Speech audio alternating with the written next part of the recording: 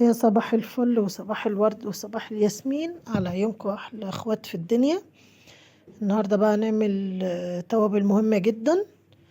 مفيش حد ما بياكلش بطاطس محمرة. هنعمل توابل البطاطس المحمرة اللي هو بصل بودر، توم بودر، كمون، ملح، كزبرة، بابريكا، كركم وكاري. التمن بهارات دول: كمون وكزبرة وملح وفلفل اسمر وبصل بودر وتوم بودر وبابريكا و... وكركم وكاري. خليكم فاكرينه، وهكتب لكم المقادير في صندوق الوصف، اللي هو دوسوا على كلمة الوصف دي كده هتلاقوا التوابل موجودة فيها.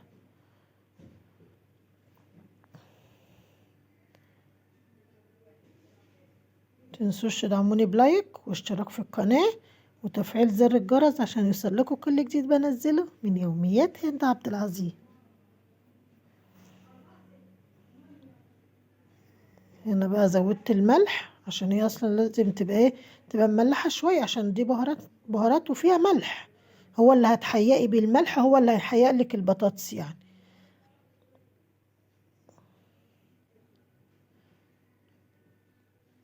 هنا بقى نسيت احط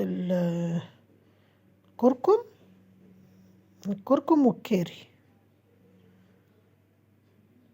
معلقة كركم، كل حاجة هنحط منها معلقة. عايزة تعملي كمية اقل تحطي معلقة صغيرة مش معلقة كبيرة.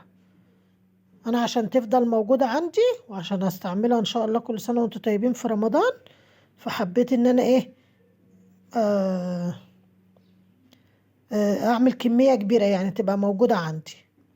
انت بقى وراحتك اعملي اللي يعجبك واللي يحلالك انت واللي يناسب امكانياتك. انا بديكوا الطريقة وانتوا تعملوا اللي يناسب امكانياتكم.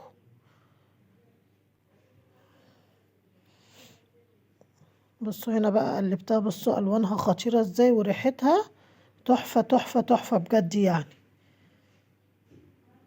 تسلم ايديا وحياة عيني. الف هنا وشفا على قلبكم يا احلى اخوات.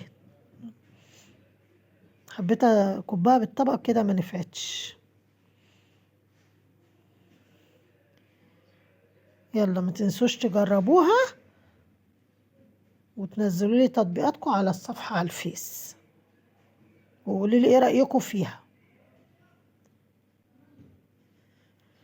لو على الفيس اعملوا لي متابعة واعملوا لي لايك وكومنت حلو زيك يا قمر. باي باي.